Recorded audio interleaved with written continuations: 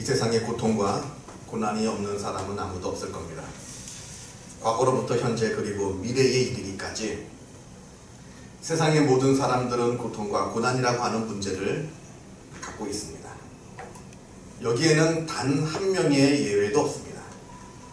세상의 모든 사람은 다 자기만의 고통과 고난을 갖고 살아갑니다. 그래서인지 이 고통과 고난의 문제라고 하는 것은 종교에 있어서 아주 중요한 주제 중에 하나입니다. 이 고통의 문제를 어떻게 바라보느냐에 따라서 그 종교의 수준이라고 할까요? 아니면 어떤 특성이라고 할까요? 아무튼 그것이 결정됩니다. 자, 먼저 고난이라고 하는 것에 아무 의미를 부여하지 않는 종교입니다. 보통 샤머니즘, 무속 종교가 이러한 특징을 보여주는데, 여기서는 고통과 고난이라고 하는 것에 아무런 가치를 부여하지 않습니다. 무조건 나쁜 겁니다. 고통이라고 하는 것, 고난이라고 하는 것은 무조건 나쁜 것이고 무조건 싫은 것입니다. 한번 생각해 보시기 바랍니다. 세상에 어떤 무당이 이 고난의 신비에 대해서 잘 설명해 주는 무당을 보신 적이 있습니까? 그저 무속 종교에서 이 고통과 고난이라고 하는 것은 그냥 피해야 될 것, 우리가 마주치지 말아야 될 것, 그 대상일 뿐입니다. 그저 애군이 끼었다는 겁니다. 그 애군이 끼어서 그 애군을 없애려고 굿도 하고 부적도 붙이고 점도 치고, 그래서 동쪽으로 가라, 서쪽으로 가라. 그 이유가 무엇입니까? 애군을 피하기 위해서 그러는 것 아니겠습니까? 이 고난이 갖고 있는 그 신비한 의미를 알려고 하지도 않습니다. 그것은 의미가 없고 무조건 이 고난을 피해서 고난을 마주치지 않으려고 수고할 뿐입니다. 가장 하급적인 종교다라고 우리가 말할 수 있습니다. 다음은 고통과 고난에 대해서 과거 지향적인 관점을 갖고 있는 종교입니다. 업보 때문이라는 겁니다.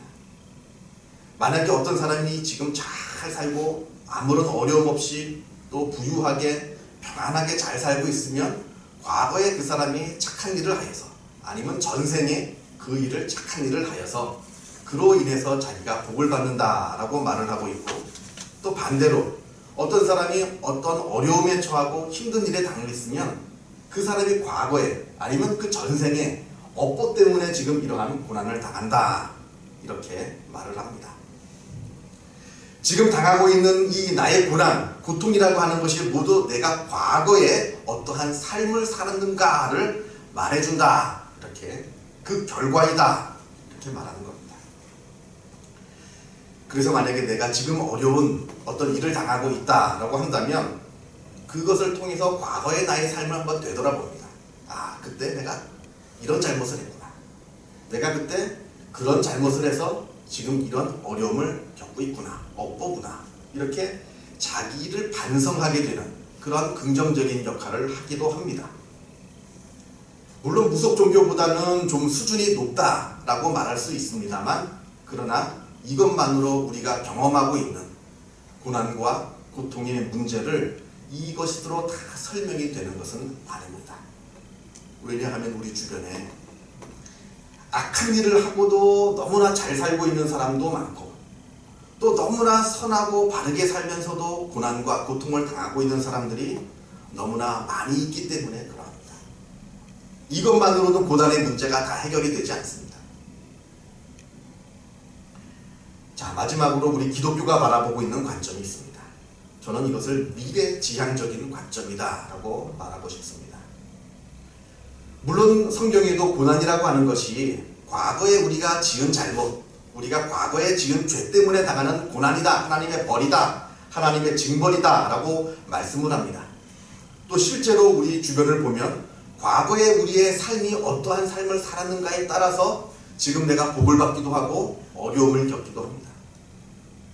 하나님 말씀대로 잘 살면 하나님의 복을 받고, 또 하나님의 말씀을 어긋나서 하나님의 말씀대로 살지 않고 죄를 지면 하나님으로부터 벌을 받고, 물론 맞는 말입니다. 물론 성경에 그러한 말씀이 분명히 있습니다만, 그러나 성경에 모든 말씀이 이것만을 이야기하는 것은 아니다 하는 것이 중요합니다.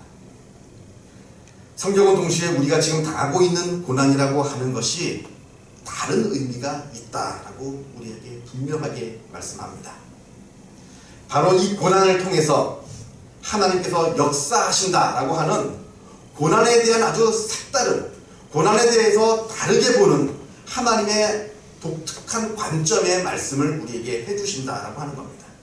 예를 들면 예수님이 짊어지신 십자가의 고난이 그러합니다. 십자가의 고난과 고통을 통해서 하나님이 구원의 역사를 이루셨습니다. 만약에 십자가의 고난과 고통이 없었다라고 한다면 구원이라고 하는 은혜도 없었을 겁니다. 그래서 사도 바울은 그리스도의 남은 고난을 내 육체에 채우노라 이렇게 말을 합니다. 그리고 심지어는 이 고난을 기뻐한다라고까지 말을 합니다. 내가 고난당하는 것을 기뻐하노라. 어쩌면 이상하게 들리는 이야기일 수도 있습니다. 내가 당하는 고난을 기뻐한다. 그러나 지금 내가 당하고 있는 이 고난을 통해서 하나님께서는 아주 놀라운 일을 계획하고 계시고 이루어내신다고 하는 그 놀라운 사실을 우리가 깨달을 때에 나는 내 고난조차도 기뻐할 수 있다. 이렇게 말하는 겁니다. 우리가 갈라디아서를 보면 바울이 갈라디아 교회를, 갈라디아 땅을 처음 들어가게 된 계기를 아주 짤막하게 말을 하는데 그때 이렇게 말합니다. 바로 자기의 육체의 연약함 때문에 갈라디아로 들어가게 되었다라고 말을 합니다. 그 육체의 연약함이라고 하는 것이 정확하게 무엇인지는 우리가 알지 못합니다만 학자들이 추측하기로는 육신에 어떤 질병이 있었을 것이다. 어떤 특별한 질병이 있었던지 아니면 그때 어떤 육신에 어떤 어려움이 있었던지 어쨌든 그 질병이 있었을 것이다 라고 말을 합니다. 만약에 그때 그것이 없었더라면, 그때 바울의 육신의 질병이 없었다라고 한다면 갈라디아 교회라고 하는 것은 세워지지 않았다라고 하는 겁니다. 그래서 믿는 자의 고난, 믿는 자의 고난과 고통이라고 하는 것은 그것은 하나님께서 역사하시는 은혜의 장소요, 하나님께서 역사하시는 은혜의 통로가 되기도 합니다. 이런 의미에서 믿는 자의 고난과 고통이라고 하는 것은 반드시 부정적이고 나쁜 것만은 아니다라고 하는 것을 우리가 알 수 있습니다. 하나님 안에서 그리고 그리스도 안에서 우리 믿는 자의 고난과 고통이라고 하는 것은 긍정적인 의미를 지니기도 한다 하는 사실을 우리는 잊지 말아야 합니다. 우리가 요한복음을 보면 나면서부터 소경이 된 사람의 이야기가 나옵니다. 예수님이 이 사람을 보고 예수님께 여쭈어 봅니다. 이 사람이 맹인으로 난 것이 누구의 죄 때문입니까? 자기의 죄입니까? 아니면 그의 부모의 죄입니까? 고난을 바라보고 있는 제자들의 관점이 지극히 부정적이고 또 과거 지향적이다라는 것을 우리가 알 수 있습니다. 누구의 죄 때문이냐는 겁니다. 나면서부터 앞을 보지 못했기 때문에 그 사람의 죄인 것 같지는 않고, 그렇다면 그 사람의 부모가 아주 끔찍한 죄를 저질러서 그 벌을 지금 저 사람이 대신 받고 있는 겁니까?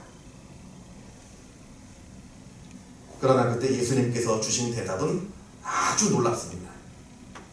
이 사람이나 그 부모의 죄로 인한 것이 아니라 그에게서 하나님이 하시는 일을 나타내고자 하심이라. 그에게서 하나님께서 하실 일을 나타내고자 하심이라. 과거의 죄 때문에 당하는 고난이 아니라고 합니다. 이것은 과거의 문제가 아닙니다. 앞으로 미래에 하나님께서 하실 일을 나타내시기 위해서 하나님께서 그 사람에게 일시적이고 또 임시적으로 당하게 하신 고난이라고 하는 말씀입니다. 그리스도의 고난의 의미는 미래에 있는 것이지 과거에 있는 것이 아닙니다. 예수님의 생각은 참으로 놀라운데요. 우리가 성경을 펴서 보면 예수님의 말씀에 놀라게 됩니다.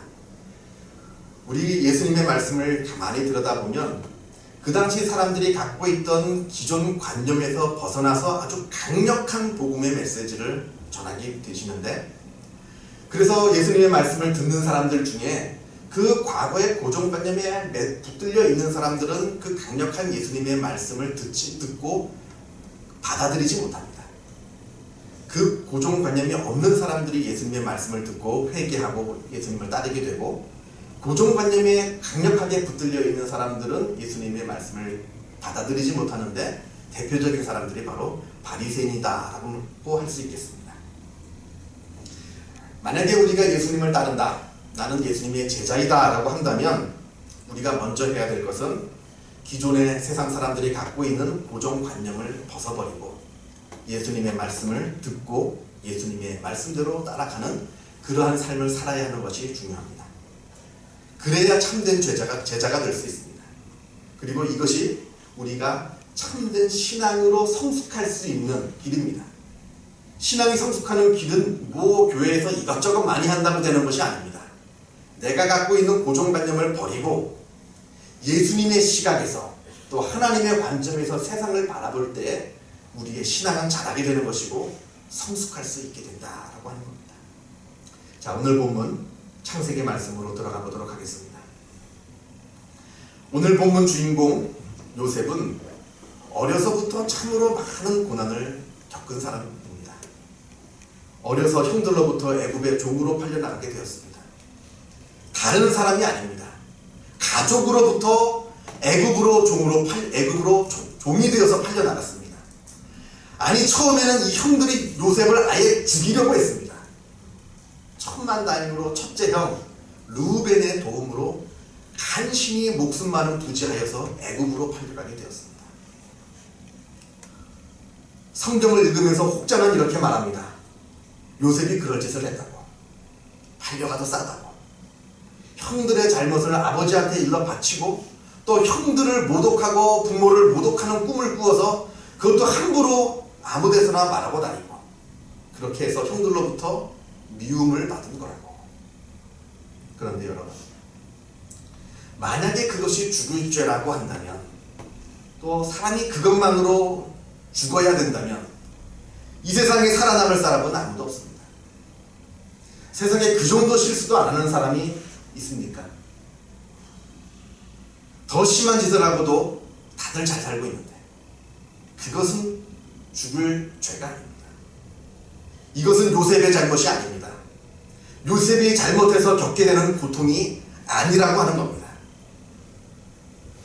그리고 이 이후에 요셉이 애굽으로 팔려간 후에 보디발이라고 하는 장군의 집에서 종살이를 하게 되는데 그만 억울한 누명을 쓰고 감옥에 갇히게 됩니다. 이때는 더더욱 억울한 것이 옳은 일을 하다가 누명을 썼습니다. 주인 보디발의 아내가 자기를 유혹하는 것을 물리친 것이 그만 화근이 되어서 누명을 써서 감옥에 갇히게 되었습니다. 차갑고 어두운 감옥 속에서 요셉은 별별 생각을 다 했을 겁니다. 요셉도 사람일진데 어떻게 원망하는 마음이 전혀 없겠습니까? 그런데 성경을 보면 하나님께서 요셉과 함께 하시고 인자를 더하셔서 간수장에게 은혜를 받게 하시고, 그리고 그 간수장이 옥중에 있는 죄수를 다 요셉의 손에 맡기고 그 재반일을 요셉이 처리하게 했다고 말합니다. 여러분, 여기 아주 중요한 것이 한 가지 있습니다. 바로 요셉의 마음이 꺾이지 않았다라고 하는 겁니다. 아무리 억울한 고통과 고난 가운데 있다 하더라도 요셉의 마음이, 그리고 요셉의 믿음이 꺾이지 않았습니다. 요셉은 하나님한테 기도하였고 또 감옥에서조차 자기에게 맡겨진 일을 성실하게 수행해 나갔습니다. 묵묵히 하나님을 바라보고 믿음의 길을 걸었고 또 자기의 길을 걸었습니다. 그러다 어느 날 애굽의 왕 바로에게 발탁이 되어서 나라 전체를 다스리는 총리가 되었습니다. 그리고 요셉 덕분에 7년이나 되는 대기근을 무사히 넘길 수가 있었습니다. 만약에 요셉이 그때 없었더라면 온 세상의 사람들은 다 먹을 곡식이 없어서 굶어 죽었을 겁니다. 오늘 우리가 같이 읽은 이 본문의 말씀은 요셉의 형들이 먹을 양식을 구하려고 애굽으로 내려왔다가 요셉을 만나는 장면입니다. 아무리 형들이지만 저들은 지금 나를 죽이려고 했던 사람들입니다. 저자들 때문에 내가 말로 할 수 없는 끔찍한 고난을 당했습니다. 그래서 나도 저들한테 똑같은 고난을 베풀어 줘야겠다. 이것이 우리 보통 사람들이 갖고 있는, 어쩌면 우리 보통의 사람들이 갖고 있는 인지상정일 수 있는데, 그런데 요셉은 그렇게 하지 않았습니다. 요셉이 형들에게 이렇게 말합니다. 당신들이 나를 이곳에 팔았다고 해서 근심하지 마소서, 한탄하지 마소서. 하나님이 생명을 구원하시려고 나를 당신들보다 먼저 보내셨나이다. 막상 고난을 당할 때는 몰랐는데 지금 와서 되돌아보니 하나님의 섭리였다는 겁니다. 만약에 요셉이 애굽으로 팔려오지 않았더라면 세상의 모든 사람들이 다 굶어 죽었을 겁니다. 다행히 요셉이 애굽으로 팔려왔기 때문에, 다행히 요셉이 감옥에 들어갔기 때문에 세상의 모든 사람들을 살릴 수가 있었습니다. 그래서 지금 되돌아보니 그 끔찍했던 고통과 고난이 오히려 은혜였습니다. 그때 그 고난이 없었더라면 지금의 은혜도 없었습니다. 그래서 형들이 나를 팔아서 내가 이곳에 끌려온 것이 아니라 하나님께서 나를 이리로 보내셨다라고 믿음의 고백을 하는 겁니다. 하나님께서 하신 겁니다. 하나님께서 하나님의 일을 하시려고 나에게 고난과 고통을 주셨습니다. 그것을 알기에, 우리가 하나님의 그 놀라운 은혜를 알기에, 그 섭리를 알기에 누구를 원망할 필요가 없습니다. 또 나 자신을 자책하지도 않습니다. 그때 그렇게 할 걸, 아니 그때 그렇게 하지 말 걸, 그것 때문에 내가 지금 이 모양 이 꼴이 되었구나. 다른 사람에 대한 원망도 필요 없습니다. 그때 그 사람만 아니었더라면, 그리고 그때 그 일만 아니었더라면 다 소용없는 원망입니다. 하나님의 섭리를 인정하기 때문에 모든 것이 다 받아들여질 수 있고, 하나님의 은혜를 우리가 믿기 때문에 모든 것이 다 용서가 됩니다. 그리고 하나님의 섭리를 인정하며 하나님의 은혜를 받아들이며 우리가 모든 것에 낙담하지 않고 새 힘과 새 용기를 얻게 됩니다. 로마서 5장에 우리가 환난 중에도 즐거워하나니 이는 환난은 인내를, 인내는 연단을, 연단은 소망을 이루는 줄 알미로다, 이렇게 말을 합니다. 우리가 환난 가운데서도 즐거워할 수 있는 것은 미래에 있는 소망을 바라보기 때문에 그러합니다. 과거만을 되돌아보면서 거기에 집착하는 사람, 현재 벌어지고 있는 이 고통 가운데 함몰되어 있는 사람은 환난 가운데 즐거워할 수가 없습니다. 오직 미래를 바라보며 미래에 하나님께서 역사하실 그 놀라운 은혜를 바라보는 사람만이 환난 가운데서도 즐거워할 수 있는 겁니다. 하나님의 역사를, 미래에 이루어지고 있는 그 놀라운 하나님의 역사를 바라볼 수 있는 사람만이, 비록 지금은 끊어질 것 같은 어떠한 곳에서도 희망을 발견할 수 없는 절망 가운데서도 하나님을 바라보며 소망을 얻을 수 있는 것이고, 그 소망으로 말미암아 늘 기뻐할 수 있는 것입니다. 기도하겠습니다. 사랑과 은혜가 충만하신 하나님 아버지, 하나님께서 살아 역사하심을 우리가 알고 고백을 합니다. 하나님께서 우리를 사랑하고 계심을 또한 우리가 알고 고백을 합니다. 아버지 하나님, 우리가 이 시간 당하고 있는 여러 가지 많은 어려움과 고통과 고난, 이 모든 것들이 하나님의 은혜 안에, 하나님의 장중에 이루어지고 있는 일들임을 이 시간 우리가 알고 고백합니다. 아버지 하나님, 우리가 과거를 바라보지 않게 하여 주시고 현실에 함몰되지 않게 하여 주시고 미래에 있는 소망을 바라보며 하나님께서 나의 고난을 들어 사용하여 하나님의 영광을 드러내 그것을 바라보며 환난 중에도 늘 기뻐하는 하나님의 사람으로 우리를 삼아 주옵소서. 아버지 하나님, 우리가 지금 당하고 있는 고난과 고통이 있다라고 한다면 아버지 하나님, 바라옵건대 이 고난과 고통이 너무 길지 않게 하여 주옵시고 우리가 하루속히 환난과 고통과 고난에서 벗어나서 우리가 하나님께서 나를 사랑하시고 역사하심을 다시 한번 우리가 경험하는 그 큰 은혜를 우리가 누리게 하여 주옵소서. 아버지 하나님, 주님께 감사를 드리오며 이 모든 말씀 우리 주 예수 그리스도 이름으로 기도하옵나이다.